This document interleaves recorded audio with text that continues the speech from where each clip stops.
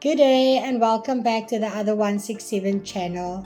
What a privilege it is for me to be with you guys once again to encourage someone or to exhort someone going through a difficult season, especially in the waiting season.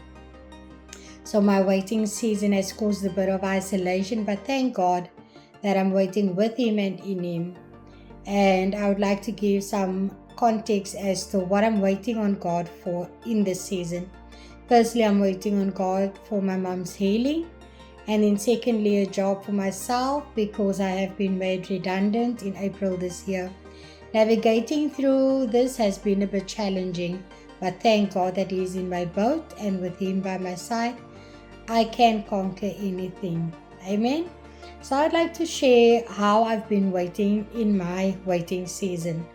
So one of my friends encouraged me and he said to pray with a vow, and then secondly to pray specifically, and then thirdly to pray with an expectation. But while I was meditating on these 3 points, God added for me to pray with a purpose, and that is what I'm doing, and I would like to share it with you in 4 different videos as 4 nuggets. So today will be the first one, and that is praying with a vow.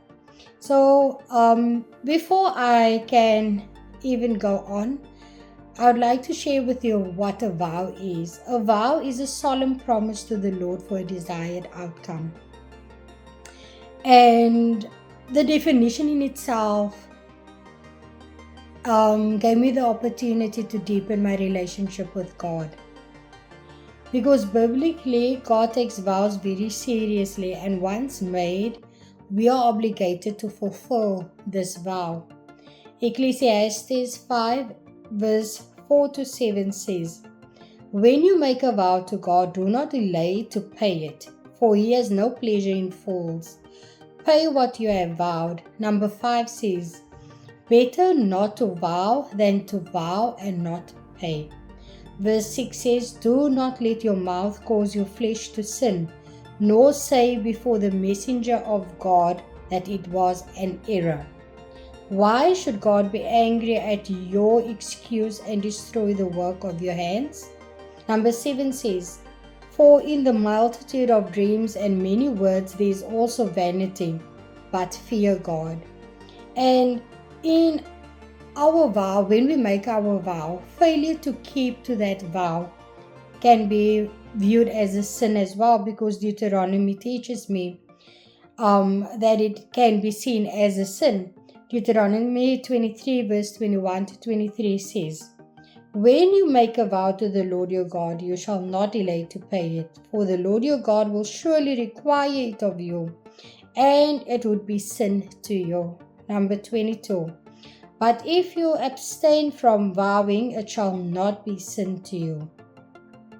Verse 23 says, "That which has gone from your lips you shall keep and perform, for you voluntarily vow to the Lord your God that what you have promised with your mouth."